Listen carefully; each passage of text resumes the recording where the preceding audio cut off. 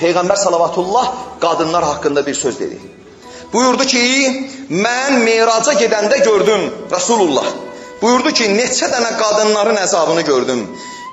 Soruşdum Cəbrail əleyhissalamdan. Xanım Fatimə Zəhra bunu soruşubdu, Rasulullah danışır bunu.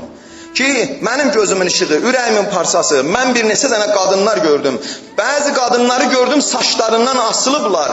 Onlar kişilərdən saçını örtməyən qadınlardır. Bəzilərini gördüm, dillərindən asılıblar. Soruşdum Cəbrail əleyhissalamdan, dedi ki, ərinə əziyyət, dilinlə əziyyət verən qadınlardır. Bəzilərini gördüm, ayaqlarından asılıblar. Ərin icazəsi olmadan evdən çıxan qadınlardır. Bəzi qadınları gördüm, öz bədəninin ətini yeyir, o başqa kişilər üçün zinətlənən arvadlardır.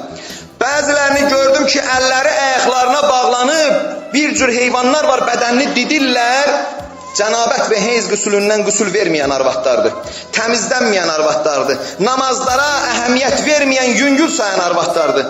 Bəzilərini gördüm, kördür, kardır, laldır. Onlar nədir? فَاِنَّهَ كَانَ تَلِدُ مِنَ الزَّنَا Zinadan uşaq dünyaya gətirənlərdir ki, ərinin boynu atır ki, sənin uşağındır.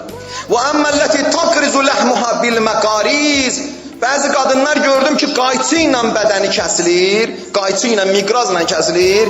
Nədir? Sinələrini, ayaqlarını, baldırlarını kişilərə açıb göstərənlərdir. وَأَمَّا الَّتِي كَانَ رَأْسُهَا رَأْسُ خِنْزِيرِ Bəzi qadınlar gördüm, başları donuz başıdır. وَبَدَنْهُ بَدَنُ حِمَارِ Bədənləri isə ulaq bədənidir. Nədir? Söz gəzdirən, yalancı olan, qeybət eləyən arvadlardır. Sonra Rasulullah buyurdu, وَيْلٌ لِإِمْرَأَةٍ أَغْزَبَتْ Zavcaha vay olsun o qadına ki öz ərini qəzəbləndirə və tuba li imraatin raziya anha zavcuha xoş o qadın halına ki öz həyat yoldaşı ondan razı qalar.